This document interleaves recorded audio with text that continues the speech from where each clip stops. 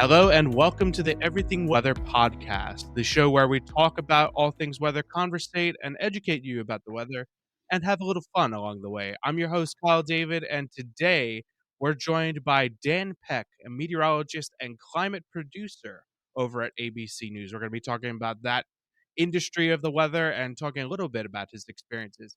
Welcome, Dan. Thank you for joining us on the All Things Weather podcast. Yeah, Kyle, thanks for having me. I really look forward to talking about all things weather and maybe some things not weather. Absolutely. I'm looking forward to it as well. Before we get started into our conversation now, we've got lightning round for you. So we've got 15 questions for you. We're going to try and get them all down in a minute and 30 seconds, 2 minutes. So you ready? Yep, All yep, let's do it. all right. What's your favorite type of weather? Snowstorms, Sunny days or rainy days? sunny days, Favorite TV show? Family Guy. Ever experienced a hurricane? No, I haven't. Interesting. Okay. Sunrise or sunset? Sunset, Favorite movie? Christmas Vacation, Hot or cold weather? cold, Favorite pastime? baseball. Spring mornings or winter evenings? Gonna have to go. I would have said winter years ago, but now it's spring mornings. Good pick. How many winter storms have you been in? Say dozens, Favorite sport? baseball. Do you want to build a snowman? Yes, and I built many. I want to keep building them. Mountains or city? Mountains. Snow or hail? That one's tough. They're both really cool, but I'm gonna go snow. New Jersey or New York? New Jersey. I'll agree with you on that last one there. And you're local New Jersey as well, so I would expect nothing less from you. Yeah. So let's get into a little bit about you and your weather story. So tell me about your weather story. What got you interested in all things weather? Yeah, so as you might suspect from my lightning round answers, it was winter weather, it was big snowstorms. The first one that really I focused on and I really remember getting really into the whole event and looking more into the details of it was the blizzard of 96 here. It was, well, what's a funny story, and I think this happens with a lot of people that end up being meteorologists, is my family thought, oh, Dan just wants to get a day off of school. And I'm like, no, I actually really find this stuff interesting. We had well over 2 feet of snow in northern New Jersey, where I grew up, and that kind of just fascinated me. Like, how does this happen? I was still a smaller, younger kid, and just seeing that amount of snow, that got me going. Like, how does that happen? How does this come from the sky, accumulate these massive amounts, and literally shut down cities? So that's where it all started. And then from there, I not only was interested in the snow and the weather part of it, but I was also really interested in the news. I was always watching, not only watching the Weather Channel all the time, but then also all the local broadcasts. And it wasn't just for the weather forecast; it was also just the news in general. I was always fascinated with how the news operates, really just the whole process. So that was my mindset, middle school through high school. I always knew that in some way or form I wanted to be involved with meteorology. And I initially just went out and I set out to do the news angle of it because it was something that I also found really interesting. So that's where I went. I went to school for meteorology. I went to Kean University. And then after I graduated, or actually right towards the end of my senior year, I was really lucky that one of my professors was in contact with producers at ABC News. And they had asked me, do you know anyone that wants to help us out this summer? We need help. And I couldn't faster raise my hand. And I said, yes, I'll definitely do it. So that I did that right after graduating and did that for about a year. And then, just like a lot of other people, I also was really fascinated with the on air part. And I wanted to be the local weatherman in a community. So I went down to Hagerstown, Maryland, did the on air part for a couple of years, and I loved it. I thought it was great. But at the same time that was happening, Ginger Z, who I've worked with now for many years, and we had met first when I was filling in at ABC News. She got promoted to chief meteorologist, and we had kept in contact. And she said, I have big plans for the ABC weather team.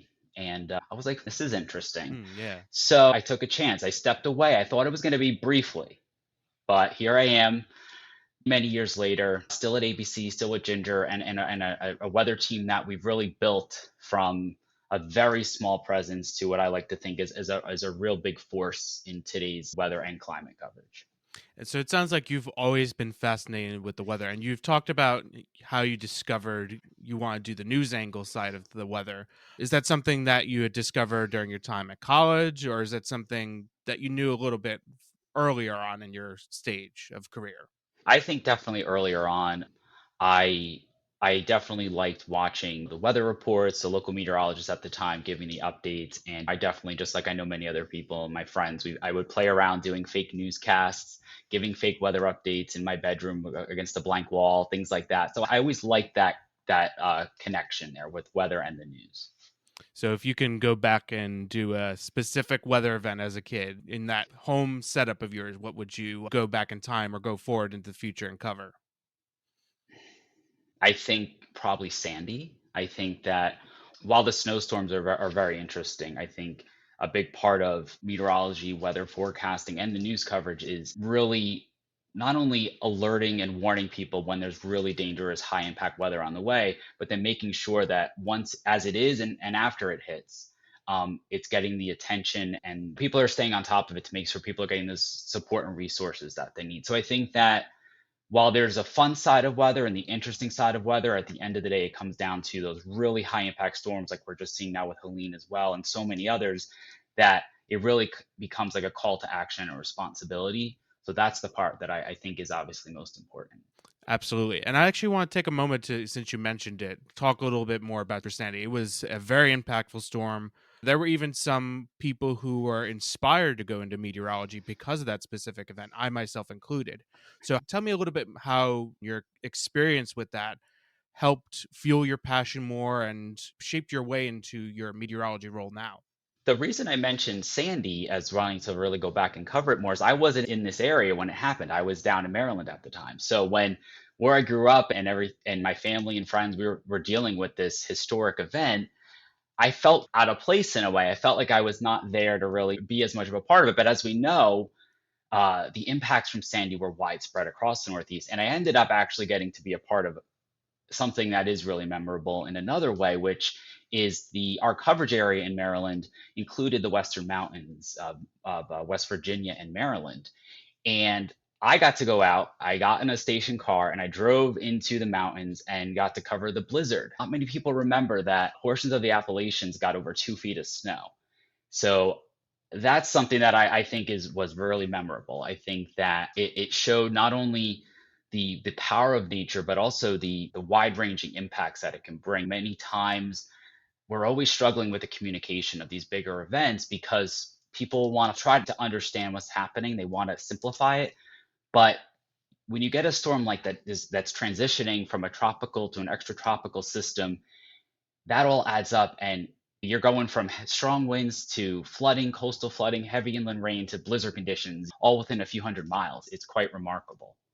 Absolutely. And people often overlook the snow aspect of Superstorm Sandy just because of how devastating it was for the New York City metro area, specifically the Jersey Shore and many parts of New York City. And you had mentioned that you had had some experience doing work in Maryland. Tell me a little bit more about that and how that eventually led you to ABC News and your current role. Yeah, I worked at WHAG News in Hagerstown, Maryland, a small market outside of DC. And it was great in many ways because I not only got to experience a new part of the country, work with a new group of people. I think it's always important to move a little bit out of your comfort zone. So you're giving yourself these new opportunities to grow, experience new things, and work with different production teams and different graphic systems. And it really allowed for me to gain that unique experience in different ways, also from a local perspective. But what I also liked was, in many ways, it highlights similarities as well. What I really like about New Jersey is the wide range of impacts that you can get from these events because we have the shore and then we have the mountains. And you have a similar setup down in the DC metro area, whereas the city could be hot dealing with rain. And then in those mountains, like we saw with Sandy and many other weather events, you could see those wide ranging impacts. So that keeps it really interesting from a weather forecast perspective. Absolutely, yeah. And so you worked as a on-camera meteorologist in Hagerstown. That eventually Correct. led you to ABC News, and you're actually behind the camera now doing the weather. So tell me a little bit more Mhm. about that transition from an on-camera role to behind the camera. So I saw this as an opportunity because obviously I knew Ginger was going to do big and great things at ABC. So I thought that would have been something that was temporary because I did still have that passion for the on camera part. But when we started working and building the weather team and the weather presence at ABC News, I found that while I really enjoyed that, there's a lot of satisfaction that can come from the behind the scenes part. There's a lot of not only forecasting, but coordinating and weather graphics and the actual producing part. It's provided and allowed me to cover so many different weather events and do so many different things that it just became a trade-off. I still enjoy it. From time to time, I'll do some things here and there, but it's not as much because I really enjoy the planning, coordinating aspect of my job too. And if I had to ask, just out of curiosity, what do you more prefer, the on-camera or the behind-the-scenes work that you do? It's tough. I think that when I answer it as a preference, it's more of just what the reality is. I think everything has trade-offs. Um, if I was able just to do it with kind of whatever I just wanted to do, I would say I like the on-camera part. I enjoy that, but it's not something that I need as to feel satisfied at the end of the day. I think there's many other ways to communicate and to help get the information out that I think that the producing part just provides. I feel like I'm able to do a lot more in the day, whereas I'm not just focusing on the on-camera part. And we touched upon it a little bit with your work behind the scenes at ABC News. With your weather producing, you do weather graphics, you're filling in Ginger C on what's going on with the weather, helping her to do the on air portion. So tell me a little bit more about what the day to day role looks like. What responsibilities are you looking at daily when you're working at ABC News? So a big part of my job and the rest of the weather team is keeping track of all the big weather headlines across the country and the world. When we do have those bigger international events, we try to at least give some guidance to our colleagues on those bigger events as well. But first, yeah, keeping track of all those big headlines, we like to send out guidance emails to everyone highlighting the forecast for different regions of the country, what's going on, any interesting statistics to go with it, just making sure that all the different shows and our different platforms are always informed with the latest weather headlines, what to expect, but also really supporting everyone whenever they have a weather or climate need. We help search out social media content on the various platforms, help get them cleared. My job is being a central resource for anyone else at the network that wants to talk about the weather. We want to make sure that they have the latest, greatest, but also the most accurate information as possible. Interesting. And you had actually mentioned you're doing work, you're communicating to the rest of ABC News, your show team about what the weather is going to be like for the day, the next few days, even weeks. And you've also worked in local television on the camera. So I'm curious, are there any differences in how you communicate these complex weather topics and information to the public rather than talking to people at ABC News and the production team behind the scenes? I think there's some similarities and obviously there's some differences. Just like with the public, we're trying to get the most important points out there, keep it concise, quickly to understand, taking the information because as much as you or I, we obviously think weather is the most important and it's the greatest thing, and we're very passionate about it, especially in any news organization, but especially at the national level. We're combating with a lot of other big headlines all the time. So I think it's always important to keep your messaging short and precise. But I think for my colleagues and the different producers, I also keep in mind the logistical side of what I'm telling them. And if we are going to have to cover, say, this hurricane that just hit, keeping that in mind when I'm giving them the forecast details. Say, we can't arrive at the hurricane when it's hitting. We need to be there before. Is there going to be any weather that could impact us getting there? Is there going to be impact getting back? I think that's a big part um, with the rest of the news division is keeping the logistics in mind because that's very important so we can cover it. Absolutely. And we're going to take a real quick break right here, but we're going to come right back and continue talking with you about your experiences at ABC News and what you see for the future.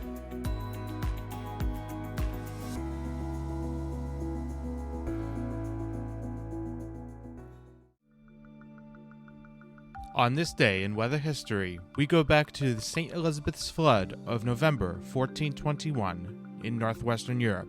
A powerful extratropical cyclone near the North Sea coast slammed parts of the modern-day Netherlands on November 18th and 19th and brought with it strong winds and heavy rain.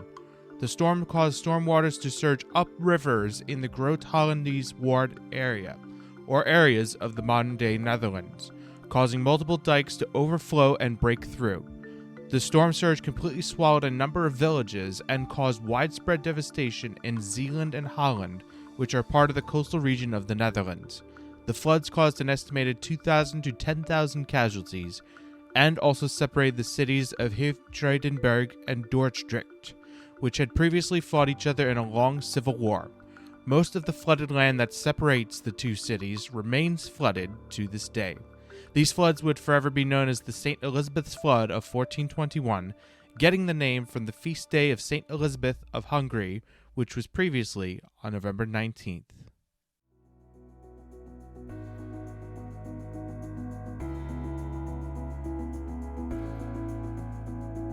Hello and welcome back to the Everything Weather Podcast. I'm your host, Kyle David, and today we're joined by Dan Peck. He's a meteorologist and climate producer over at ABC News. We've been talking a little bit about his weather story, how he got interested in all things weather, and now how he's gotten to this current position at ABC News as a meteorologist and climate producer. We're going to get back to that conversation, but first, we've got another game for you.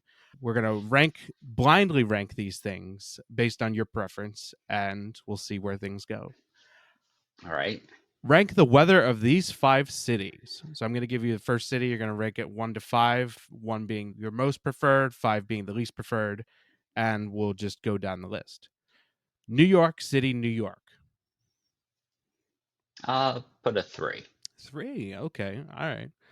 We got next up Santa Barbara, California. This is tough. 2. 2. Okay. I figured you're a winter guy. I figured you would have ranked that a little lower. Interesting. Next up, Boston, Massachusetts. 1. 1. Okay. Okay. Next up, Albuquerque, New Mexico. So I'm going to go 4. I'm assuming there might be one that might be. I feel bad for the people who live here, but you rank at number 5, Billings, Montana. So, all right. Big winter. I mean, it's cold. So, I mean, I'll give you that. I still like my number 1 because Boston, you get those good nor'easters. So That's true. That's true. Yes. Yeah. And they are very famous for some notable nor'easters in the last 100, 200 years even. Got one more for you. Rank these 4 seasons. So it's not going to be a blind ranking. You're just going to rank the 4 seasons based on your preference, 1 through 4. Yeah. So favorite is fall.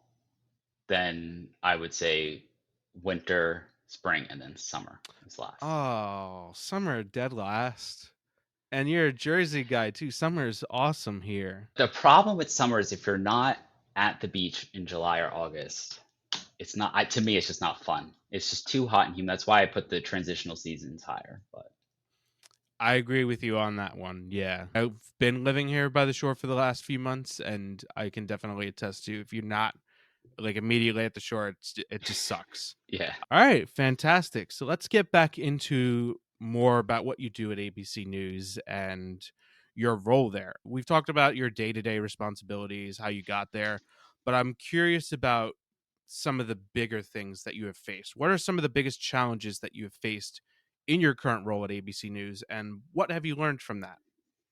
I think a big one that comes to mind first is just the rapid nature of the news cycle. There's a lot of information getting thrown.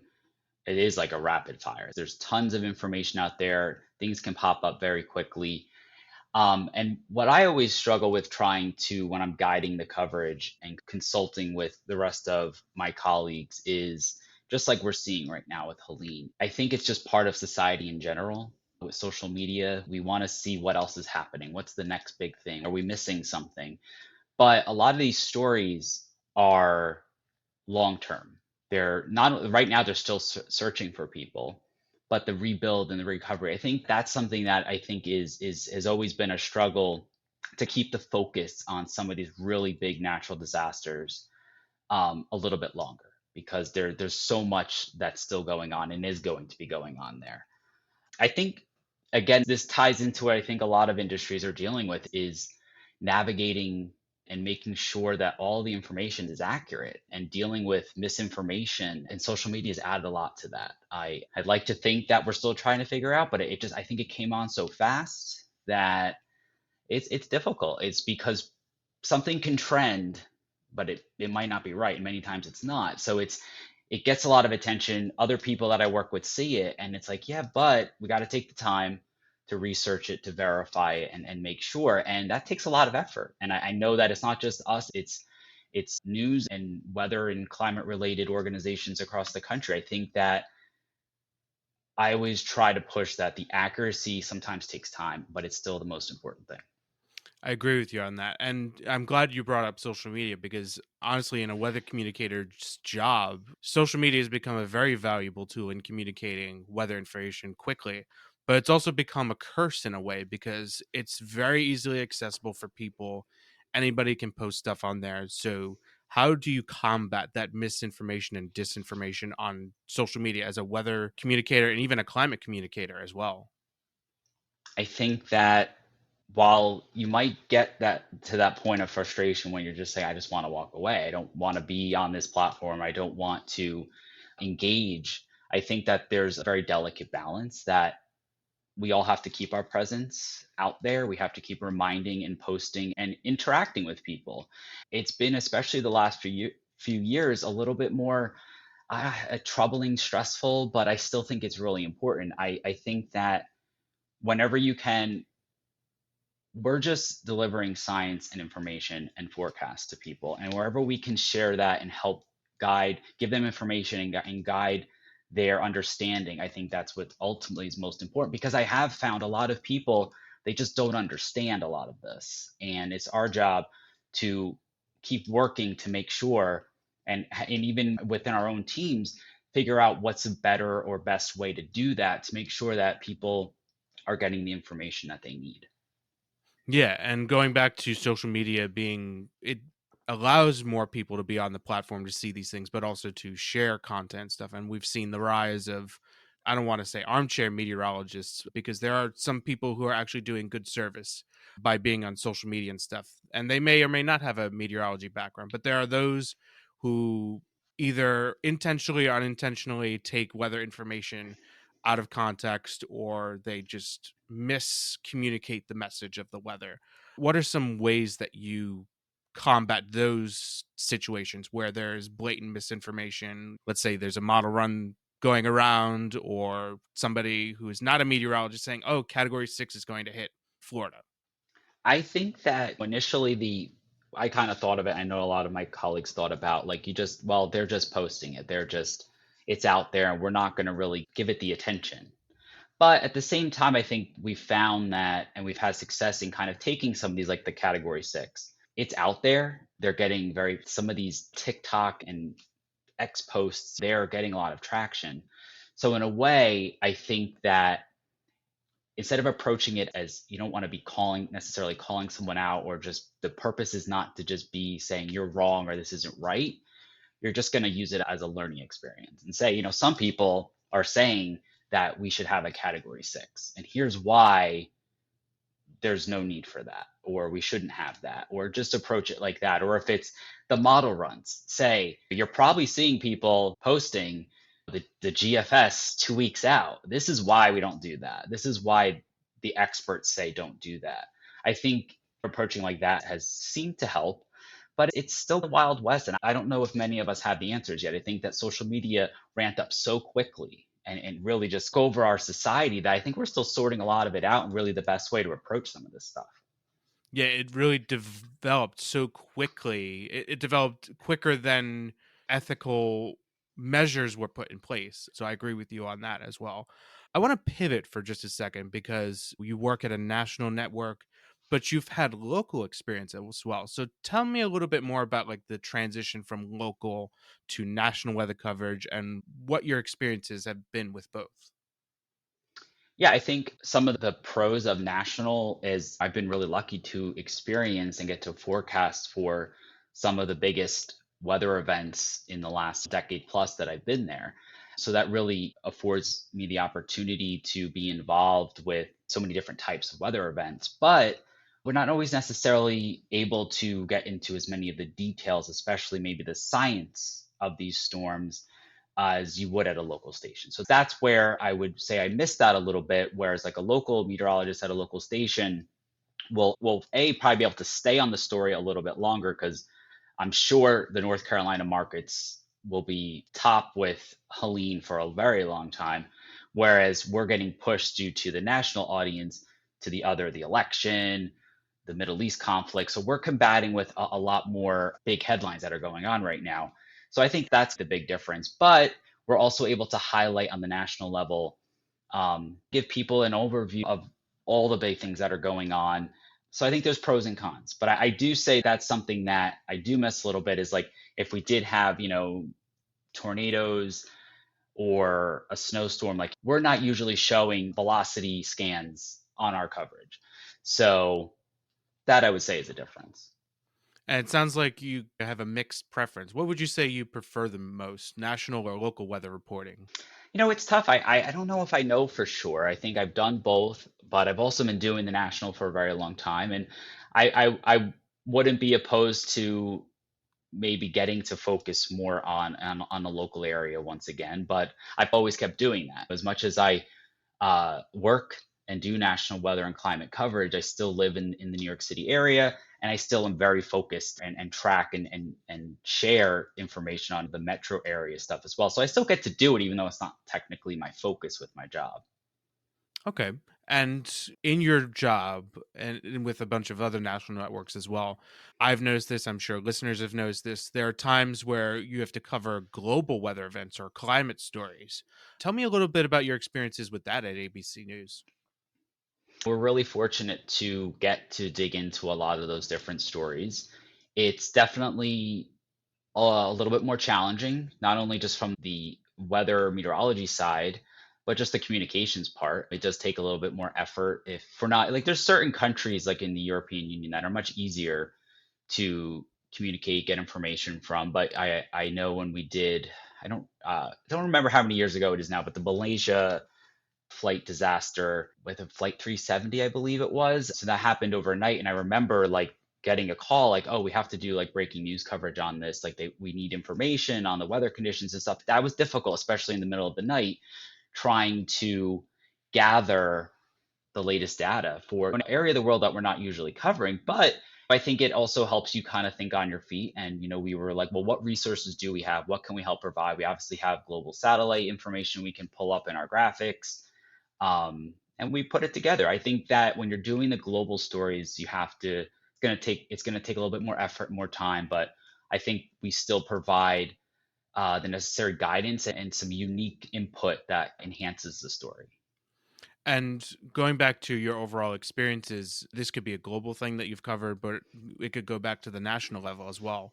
What would you say is your most memorable experience during your time at ABC News or even at your Hagerstown station?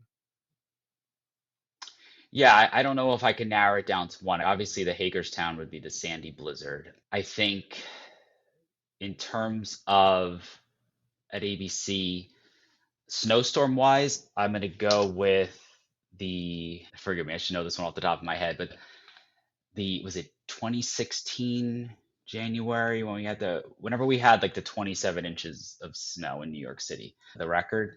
Um, that was really cool because I remember when I did get a break, me and my coworker, we ran outside on Broadway and everything was shut down. And being able to just stand in the middle of a New York City street that's usually you can't do that. It's busy, and just it being like completely quiet.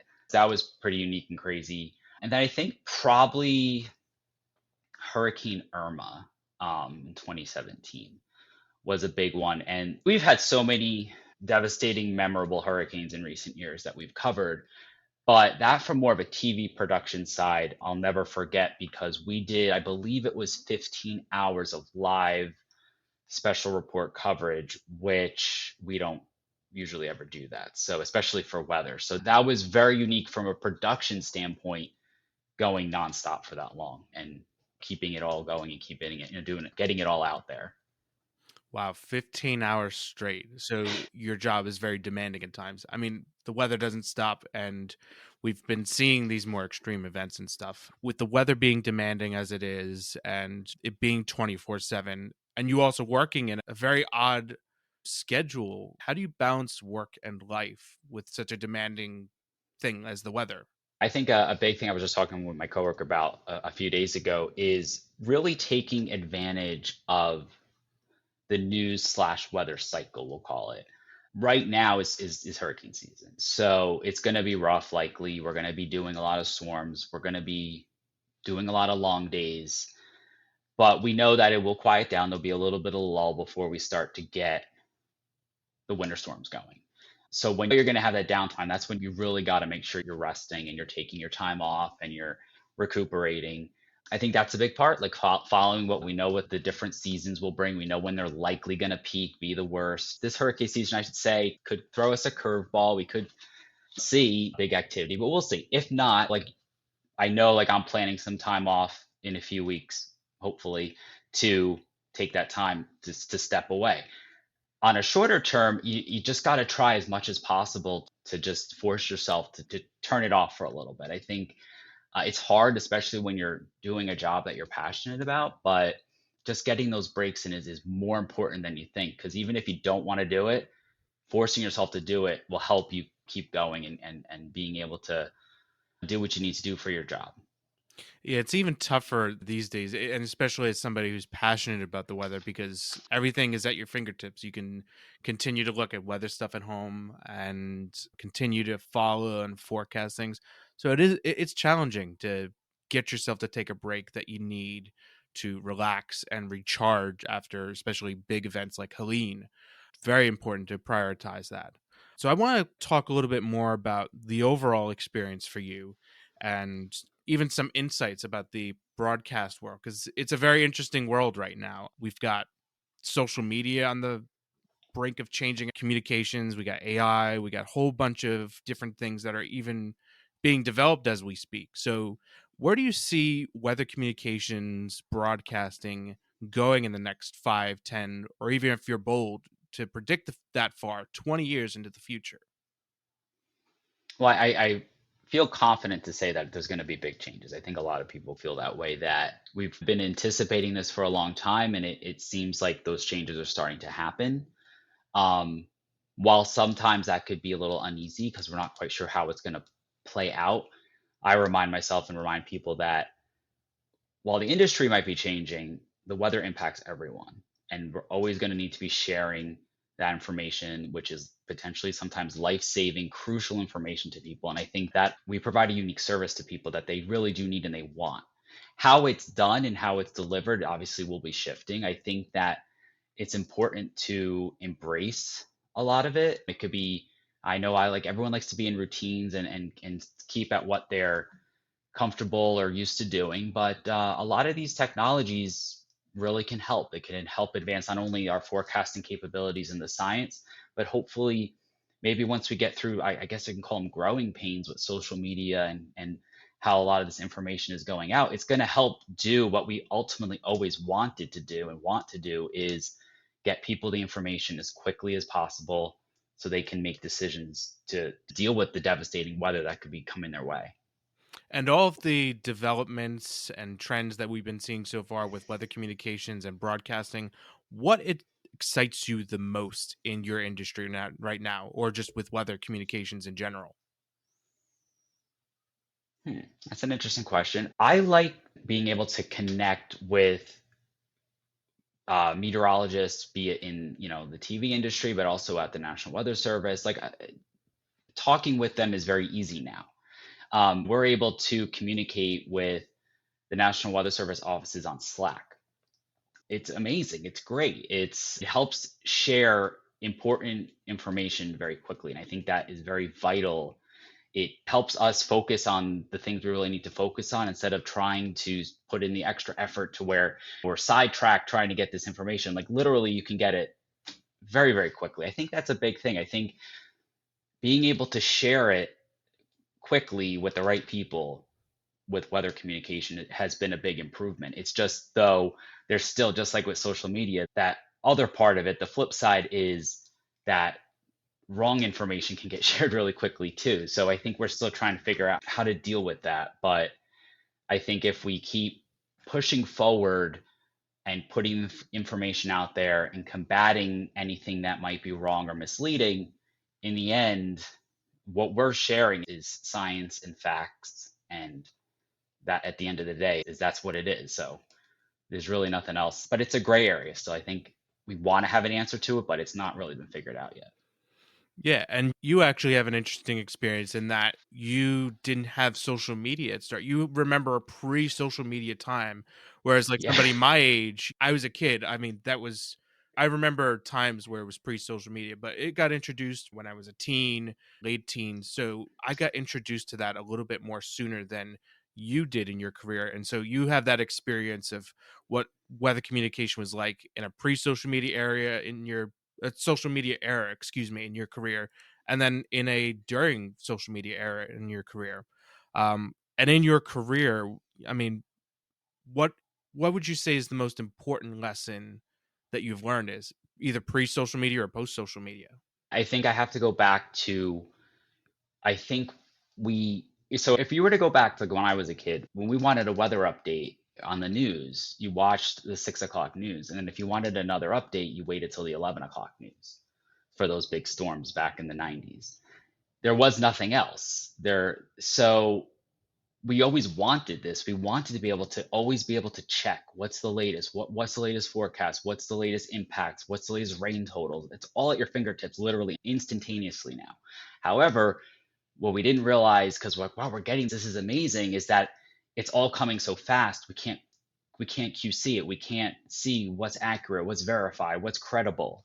So I think that's what's really stood out to me is we have so much information that we're overloaded, and everyone does their best and we do a good job.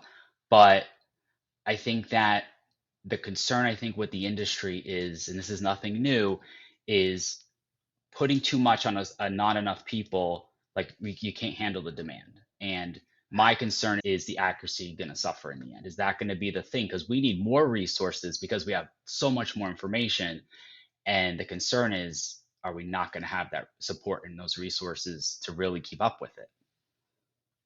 I really like that answer. I got one more question before we get into everybody's favorite section of the podcast. But say you have the hot tub time machine or the DeLorean from Back to the Future. Say you have a way to go back in time to your younger self and talk with them and have a conversation about your experiences and where you are now. What would you say to them? What piece of advice or pieces of advice would you give them? I would just want to say that take advantage of internships. I did, but it's so important to do job shadows, internships, go beyond the spotlight of what you're interested in and really investigate and understand that just like many other jobs, there's the great parts of it, but there's also the demanding parts of it. And just to be very aware of what those demands will be, and not just for your job, but your overall life. And I had professors and mentors that filled me in and they made sure I understood like what the reality of the industry, the demands of the job would be. But I think when you're excited and passionate about something, you see all the good parts of it, but you also want to keep reminding yourself that there are demands to what you're trying to do, and you want to make sure it all balances out. It's a very insightful answer. And, just to add on to that, if there's a bunch of people listening to this podcast right now, maybe some people that are in a similar position to where you were, what would you say to them? I would, to go on what I just said, I would say that while there might be demands and stresses that you might not anticipate, I don't in any way regret or second guess what I did. I think that you have to follow what you're passionate about, what you love, and in the end of the day, that's what will bring you this satisfaction. I think that at times things are going to be I think that is another downside of social media is there's just so much out there that it's hard to keep a grasp on certain current states of reality, what's going on. You got to try to keep yourself centered because if you're doing something that you really care about and you're finding very meaningful, then that's what's most important. And yeah, I think that's what I would tell someone is it's going to be hard sometimes, but don't give up on what you want to do. And that's even applicable to the non-weather people out there, Oh, those who yeah. are interested in the weather but have jobs in other areas. Dan, you dropped a very insightful piece of wisdom there. I wish I had that piece of advice, honestly, sooner in my career. And with that said, I think it's time for our favorite part of the podcast, and that is whether or not. So I'm going to ask you a few questions that are weather trivia and not weather related trivia, and we'll see where you get. All right, you ready? All right. Yep. All right. This is whether or not your question is winter weather related. This winter storm in 1888 paralyzed New Jersey and much of the Northeast with snow and heavy winds, but it also went by what name? Is it A, the winter gale, B, the endless snowstorm, C, the great white hurricane, or D, the storm to end the century? This is funny. My one of my synoptic professors at Kane was obsessed with this storm, and now I feel like he'll be so mad if I don't get this one right. He always would talk about it. I want to say the Great White Hurricane. That your final answer? Yeah.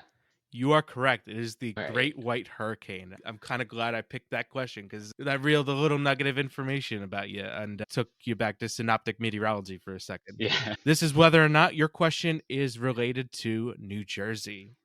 The College of New Jersey is the original name of what private research university? Is it A, Princeton, B, Rutgers, C, Kane, or D, Rowan University? Princeton. Is that your final answer? Yeah. You are correct. It is Princeton. All right. This is whether or not your question is related to national parks. Which famous tree lives in Sequoia National Park? Is it A, the tree of life, B, major oak, C, red oaks, or D, General Sherman? General Sherman. Is that your final answer? Locking that in? Yes. You are correct. It is General Sherman. And I actually didn't know Sequoia was actually known for a specific tree. I know there was the Tree of Life, and I think that's Joshua National Park. That's where that is. Yeah. That's interesting. I gotta honestly visit more national parks. Got one more question for you. This is whether or not your question is related to climate records. The lowest recorded temperature on Earth was negative 89.2 degrees Celsius, or those listening in the United States, negative 128.6 degrees Fahrenheit, on July 21st, 1983. On what continent did this occur? Is it A, Asia, B, Antarctica, C, North America, or D, Europe? It was July. I'm gonna say July 21st, Antarctica. 1983. So Antarctica. Final answer? Yeah. You are correct. It is Antarctica. And with that is the last whether or not trivia question and the end of the podcast. But before you go, Dan, how can people follow you and your work? So I go by on social media. I go by Dan Peck WX, and I'm always posting stories on mainly now climate stories on our website abcnews.com. So you'll definitely see a lot of stories that I put out there a few times a month at least. So those are probably the two main areas. All right, Dan, thank you so much for joining me on the Everything Weather podcast. And thank you to the listener for listening this week. And we'll hope to see you on the next episode. Thank you.